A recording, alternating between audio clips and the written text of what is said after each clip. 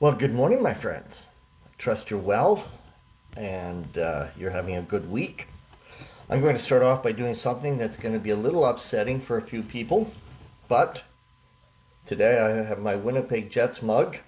I am a diehard Winnipeg Jets fan, and you may be particularly upset with me if you are an Edmonton Oilers fan or a Toronto Maple Leaf fan, but hey, you got to stick with the winners, and that's what I'm doing. So anyway, just thought I'd get our day started off with that. Welcome to our home. I'm glad you're here today. I I want to talk a little bit to conclude a four-part series that we've done with Cup of Faith that is sort of built on our church's relational values. We have the acronym of HOPE. And HOPE stands for hospitality, it stands for openness, and it stands for potential and empathy, which is what we're talking about today. I think they play out in our lives because hospitality gives us hope for loneliness, that we are a place that is welcoming and we want you to be with us. We want to journey with you. Hope for shame, that we can come to a place that is safe regardless of our scars and skeletons because we are real about our our own lives, and we know that life can be pretty messy. And then there's hope for setbacks. This is our potential, that the final chapter is not being written and God knows the plans that he has for us. And they are plans to prosper us, not to harm us. So every one of us has potential. We have the hope of a new beginning when we have had setbacks. So once again, we go to hope for. This is hope for afflictions we're talking about today. This is empathy, and it's a little bit different in the sense that it is not just how do we receive empathy, but more how we give empathy, and. But in what we say as a church is that with empathy, everyone is heard. We're not in the business of giving fast, pat answers or cliches. We're in the business to hear. So we have experienced and we understand the scars and the skeletons of life, and therefore we journey together. We comfort others with the same comfort we have received. That's what our church does. Now let me give you a few definitions here because we easily get these words mixed up. There is sympathy, and sympathy is not necessarily empathy, but sympathy is to have pity or sorrow for someone. And we say, I'm so sorry for what happened to you. Well, that is sympathy, and it is important. That's far better than saying, well, I'm really happy for what happened to you.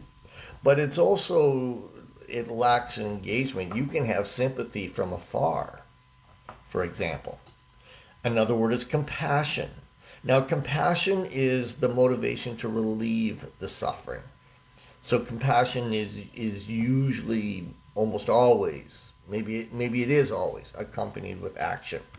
And then we have empathy. Empathy is the ability to understand and to share the feelings of others. Life is complicated, and it often results in pains, afflictions. They happen to us, they happen to the people around us. A friend might lose a job. You can be working with somebody and they are overwhelmed and they're distraught. You know something's up. A neighbor struggles with the loss of a spouse. And my neighbor across the back alley, his wife passed away in November. He is struggling with that loss. A friend endures a breakup of a marriage or a relationship of some kind. Someone has a sick spouse. These are all things that are a part of life, and we have both the opportunity and the challenge and the ministry to respond with empathy. But let me tell you what empathy looks like. And I'll give you three things. Empathy is listening, not fixing. So as I said previously, this is not about giving someone a pat answer or a cliche. Empathy is feeling, not judging. To authentically say, I get it. To not just from a mental level, but from a heart level.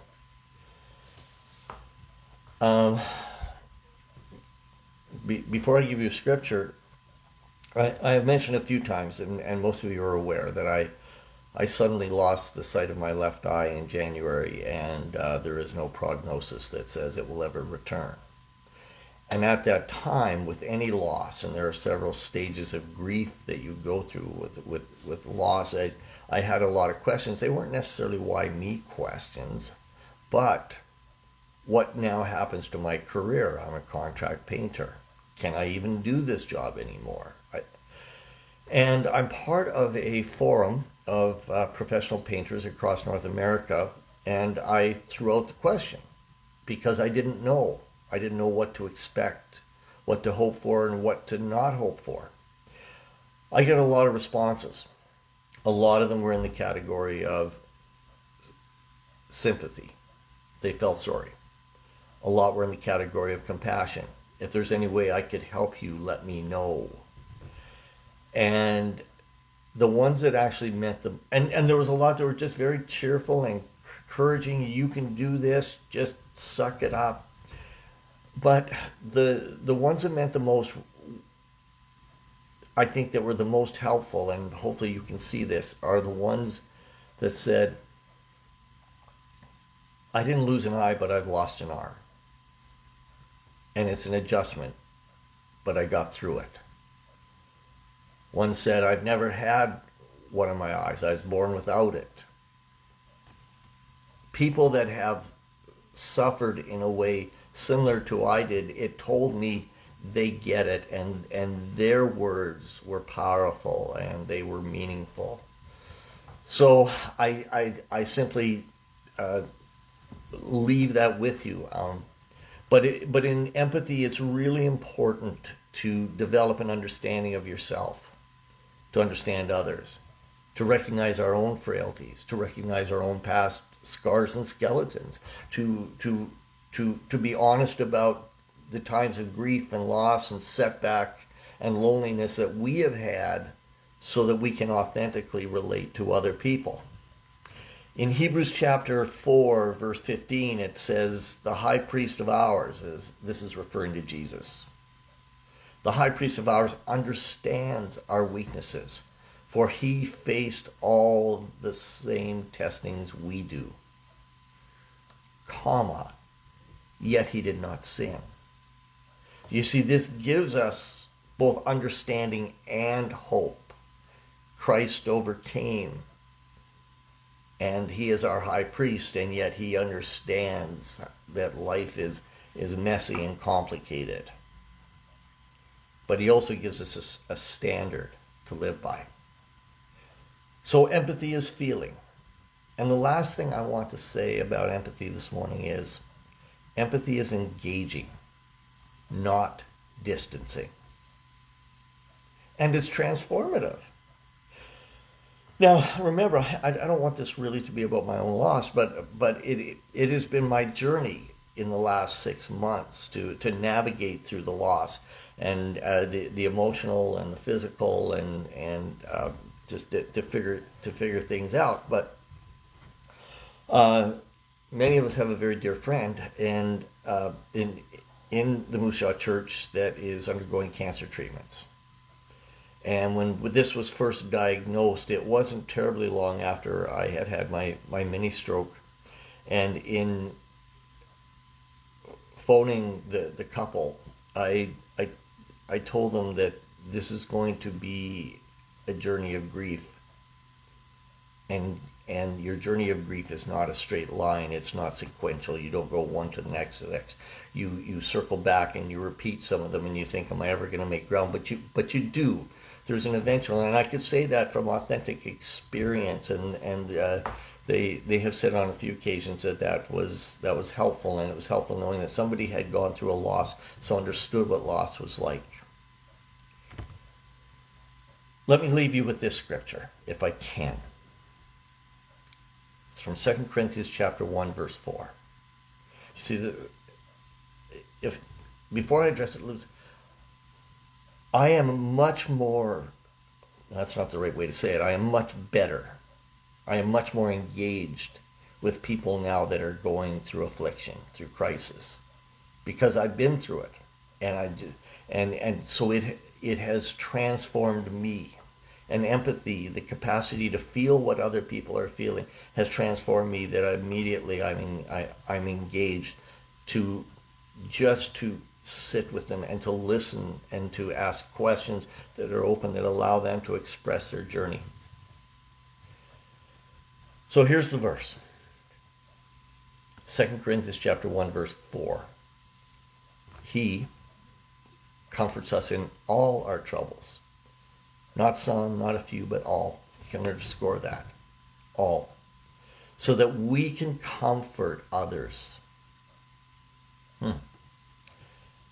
And when they are troubled, we will be able to give them the same comfort God has given us. This is the essence of empathy. If you're in a time of affliction, there are people nearby that have felt what you have felt, that have gone through things, sometimes not identical, but similar.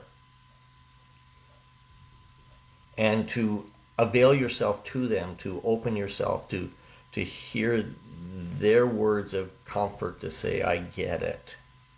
I understand. I'm with you on this. Will be incredibly healing for you. But also, at some point in your journey and in your season, your eyes will be a little more open, a little wider, and you will see people that are in afflictions and your experience that will offer care and comfort and healing for them.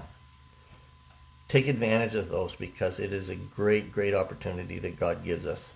It's a great ministry. It's necessary. So today, my friends, bless you. Have a fantastic week. I'll lift up my Winnipeg Jets cup again. Cheers, and enjoy your cup of faith.